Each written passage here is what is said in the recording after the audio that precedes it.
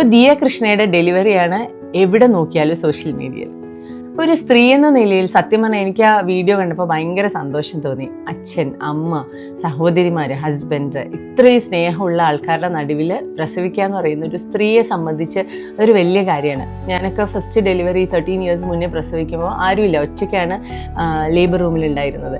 അപ്പോൾ നമുക്ക് ആ ഒരു വീഡിയോ കണ്ടപ്പോൾ എനിക്ക് ഭയങ്കര സന്തോഷം തോന്നി. ഒരു ഡോക്ടർ എന്ന നിലയിൽ ഞാൻ ആ വീഡിയോ കാണുമ്പോൾ ഇത്രയും ആൾക്കാർ കൂടുതലാവുമ്പോൾ, അതുപോലെ ഇത്രയും മൊബൈൽ ഫോൺസ് ആ റൂമിൽ ഉണ്ടാകുമ്പോൾ ഇൻഫെക്ഷനുള്ള ചാൻസസ് വളരെ കൂടുതലാണ്. അതുപോലെ തന്നെ ഡെലിവറിയുടെ സമയത്ത് ബേബിയുടെ ഏതെങ്കിലും ഭാഗം ഡെലിവറി ചെയ്യാൻ ഡിഫിക്കൽറ്റി ഉണ്ടെങ്കിൽ നമ്മൾ പൊസിഷൻസ് മാറ്റേണ്ടി വരും, കൂടുതൽ മെഡിക്കൽ പേഴ്സണൽ നമ്മൾ ഉള്ളിലേക്ക് കൊണ്ടുവരേണ്ടി വരും.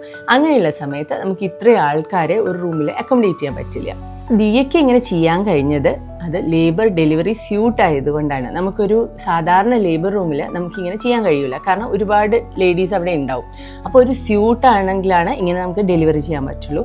അതുപോലെ തന്നെ ഏറ്റവും സപ്പോർട്ടീവായിട്ടുള്ള, പേഷ്യൻറ്റിന് ഏറ്റവും കൂടുതൽ ഇമോഷണൽ സപ്പോർട്ട് കൊടുക്കുന്ന, ഇപ്പോൾ അമ്മയാവാം, അല്ലെങ്കിൽ ഹസ്ബൻഡ് ആവാം, അല്ലെങ്കിൽ ഒരു സുഹൃത്താവാം, പേഷ്യൻറ്റിന് ഏറ്റവും കംഫർട്ടബിൾ ആയിട്ടുള്ള 2 പേര് കൂടെ നിൽക്കുന്നതാണ് ഏറ്റവും നല്ലതെന്ന് പറയുന്നത്. അല്ലെ, ഒരു വ്യൂവറായിട്ട് ഞാൻ ഈ വീഡിയോസ് കാണുമ്പോൾ ഏറ്റവും കൂടുതൽ കണ്ടത് ഇത് ലോകത്തെ ആദ്യത്തെ പ്രസവമാണോ, അതുപോലെ തന്നെ ഇങ്ങനത്തെ കാര്യങ്ങളൊക്കെ പരസ്യമായിട്ട് കാണിക്കണോ, പരസ്യമായിട്ട് ആഘോഷിക്കണോ എന്നൊക്കെ ഉള്ളതാണ്.